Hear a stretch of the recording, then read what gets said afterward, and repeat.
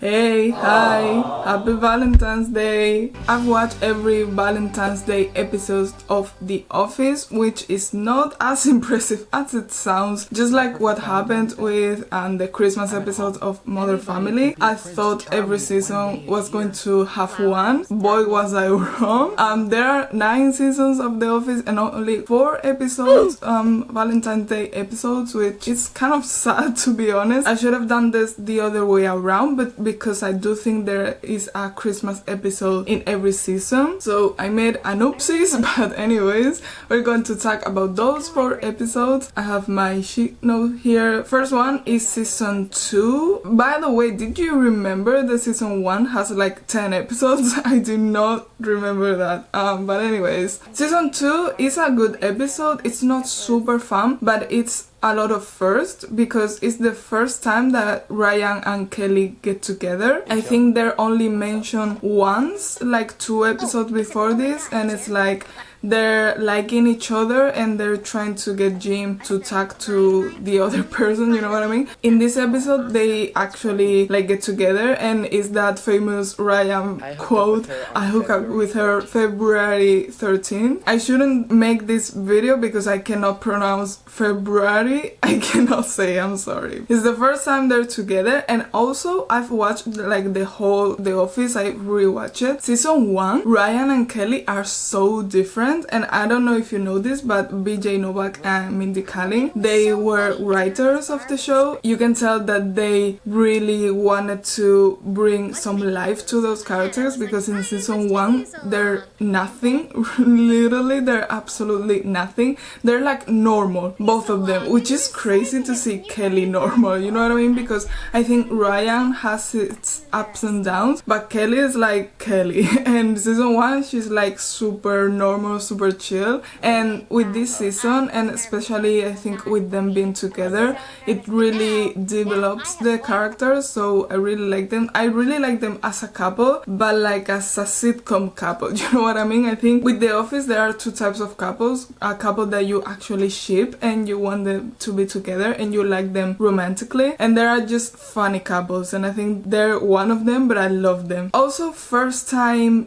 Bob Vance is mentioned. I didn't remember that he doesn't show up really at the beginning. Like, it's just Phyllis saying that she's dating this Bob Vance, and this comes because Pam is getting annoyed because Bob keeps sending flowers to Phyllis, and because she's with Roy. Do you remember Roy and Pam? That's so frustrating. That's like probably the only The Office couple that I don't like, because there are others that I'm like I said, maybe I don't like I ship them, but they're funny or something. But Roy is just like he's such an asshole, and you're like, how does Pam not realize it? Like, it's so frustrating, and Jim is right there. Anyways, so Pam is getting annoyed with the flowers because she's not getting anything from Roy, and at the end it's like she tells him like, you didn't send me anything and I keep receiving flowers to Phyllis and other people and I didn't get anything, and he just likes, oh well, I'll give you the best sex tonight. And it's like, Jim is right there, how are you still dating that guy? It's so frustrating. It's also the first time that David Wallace appears. This is just kind of random because that's not really like a Valentine's Day thing. So Michael has a meeting with him, and he and Jan starts whatever they have,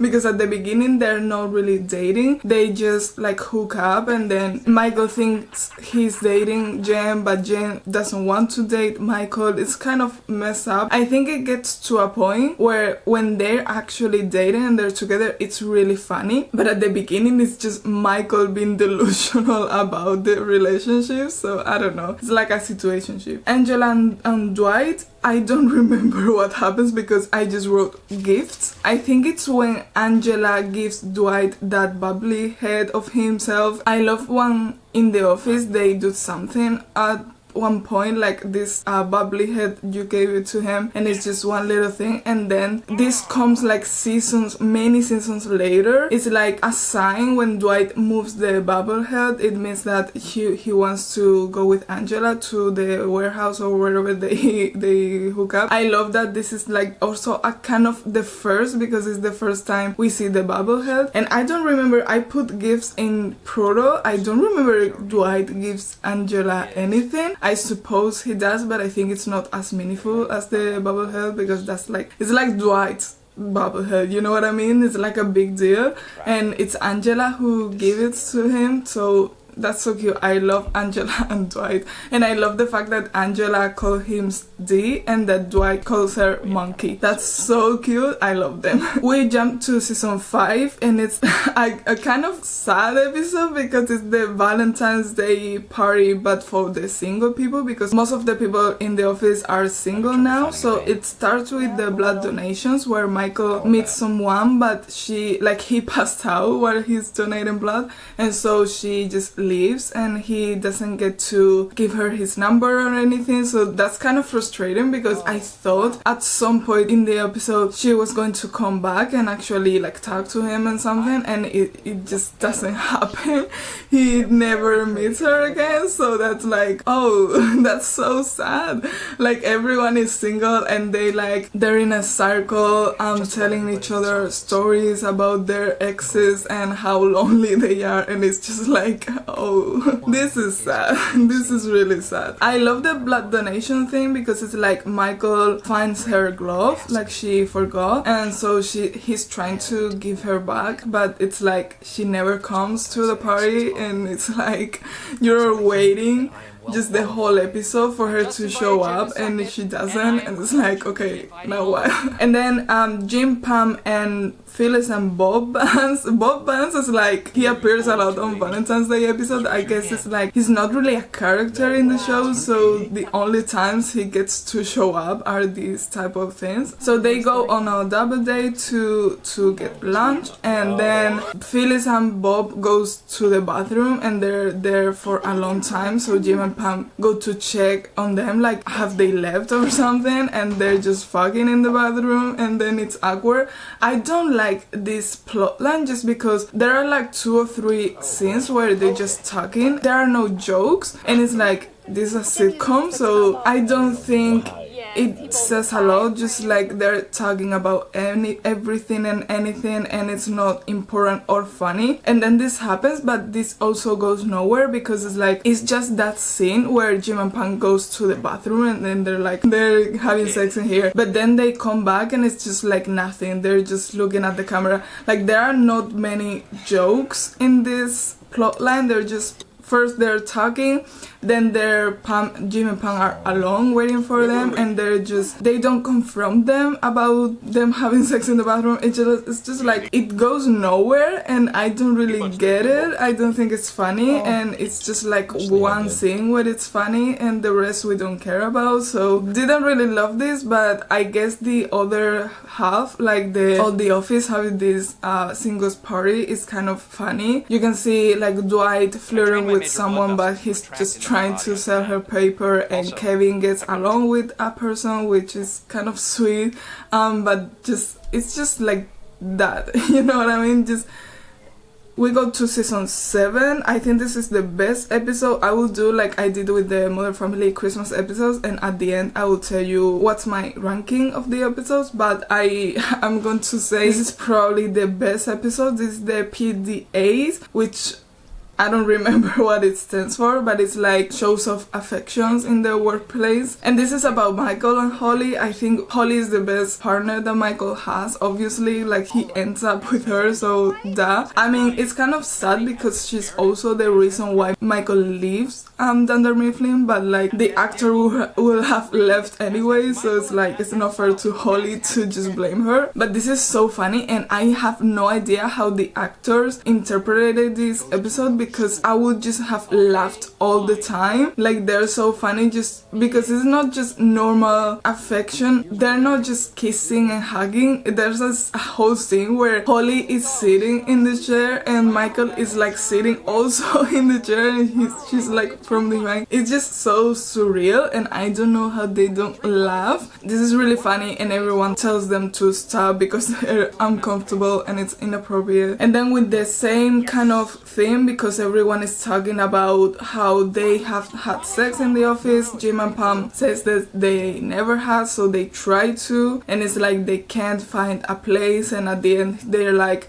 in a room that we never see. Like, we never know what the room between accounting and Meredith's desk, there's like a door. We never know what that is, but they like have sex in there. I don't know. Jim and Pam have such a strong storyline. Then the Valentine's Day episodes, they just suck. Like, we don't care about them at all. Their plot lines are like super empty and dumb. I don't know. I feel like because we have so many episodes of them trying to get together, it's like we just have enough Jim and Pam, so the Valentine's Day episodes are not for them. But I do think this is the best episode because, one, Holly and Michael so funny. Two, this is where I love these episodes because Andy and Erin, I love Andy and Erin. I love Andy. I love Andy a little bit too much. Let's just say that Andy will be a Miami Meow cake, okay? But in this season, Erin is still with Gabe, and Gabe like prepares like a treasure hunt for Erin, and she asks Andy for his help. Like, they were dating for like a little bit, Andy and Erin, but then Erin found out that Andy was engaged to Angela, and like she gets upset.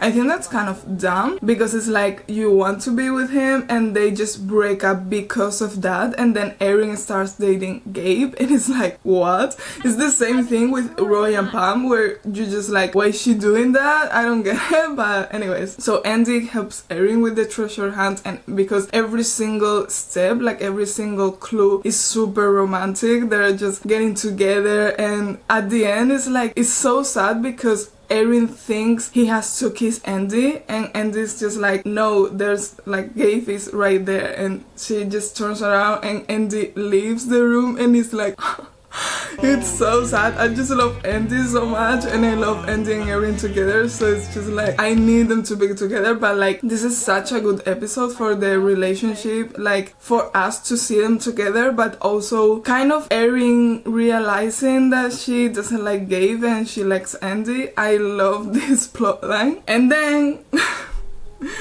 I'm so upset because the last Valentine's Day episodes, there are only 4 Valentine's Day episodes, and the 4th is in season 9, which sucks. Like, this season sucks so bad. And one thing that I hate is that they change Andy's personality. Like, Andy starts the show being like an asshole and like a rich kid. His character arc, it's so beautiful because he starts being vulnerable, and like with Erin, he likes Erin, and then he thinks like she's not going to like him back, and he tries to, and like, I don't know, I think Andy has such a beautiful development as a character, and then they get to season 9 and it's like, just kidding, he's an asshole again, and I'm like, what? So this is when Andy just leaves the office for like 3 months for no reason. So he just goes on a boat. Like, what?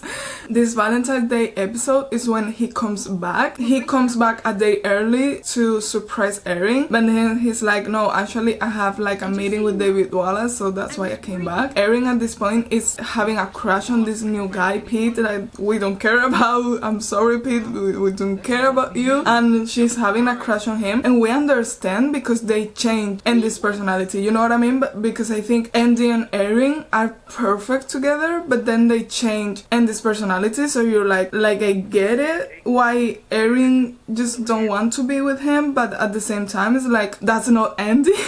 Like, they should be together, but the real Andy, you know what I mean? I don't know how to explain this, but this is so upsetting because it's just like they break their relationship for no reason. They just change Andy, and so obviously Erin doesn't want to be with him, so she breaks up with him to be with Pete. This is so dumb and upsetting. I don't get this. And then this is like all wrong because then there's Jim Jim and Pam, and this is where the sound guy happened. Like, do you remember this in the last season? The sound guy of the documentary, he like have a crush on Pam for some reason, and because Jim is having like a second job, he goes to, I don't remember where it was, Philadelphia, I think. Like, he has to travel all the time, so Pam is really upset about it, and she like starts crying, and the sound guy is like we see him for the first time, and you can tell that he's in love with her, and it's like, what the fuck is going on? And then in this episode they meet him because apparently they're like friends, and we never told this before, and so they meet him for lunch, and then he says that he had broken up with his wife. I think he was fired from the documentary because he defended Pam. Jim didn't know that Pam was crying before. Like, he knew that the sound guy defended Pam from like a warehouse guy, but he didn't know that first, before that, he had comforted her because she was crying about Jim leaving and stuff. It's a good step for Jim and Pam because there has been so many episodes where they were like not in tune with each other, and if this one is like, Jim is like, I should just go back to Philadelphia because we're just going to fight, and Pam is like, no, I want to fight, because if we don't fight, it's just like giving up and not fighting for their relationship. So it's like, it's a good step for them, but at the same time it's like, what? What the sound guy, what? It's so weird. Last thing is just like, they go to, because Andy is not here yet, they think that he's coming back the next day, they decide to go to the mall to like pretend that everyone is a couple, so they get like a discount in like a massage and whatever. I think the only funny part about this is that Oscar and Daryl like start like pretend to be a couple, and at first Daryl is like, oh, I don't want to pretend that I'm gay, but then he sees like the documentary camera and is like, oh no, of course I don't mind pretending that I'm gay. And then when they go to these places like a Korean like a pedicure thing, like, we can apply the discount with you guys because two men are not a couple, and then Daryl gets so defensive and is like, I love this man, and of course we're a couple. I don't know, like, everything about that is kind of dumb, but it's like, sure. I think it's kind of fine given that the rest is like Jim, Pam, and the sound guy, and then Erin and Andy breaking up. I think the mall part is fine. This is definitely the worst episode. So season 7 is definitely the best episode. Season 9 is definitely the worst. And then the other two, I couldn't tell you. Let me see, because with the first, like with season 2, there are a lot of firsts, but I think season 5 is funnier. I think I will say season 7, season 5, season 2, and season 9. Let me know if you want me to do this with another sitcom, because I did the Mother Family, the Christmas episodes, I've done Valentine's Day with The Office. I don't know if you have like another idea, like another like Halloween of Friends or something like that. Just let me know in the comments, and any other things you want me to talk about, to react to explain, questions you have, just leave them, everything down below. And please do subscribe because it's free and you can change your mind anytime. Happy Valentine's Day! You're the nicest person I've ever met.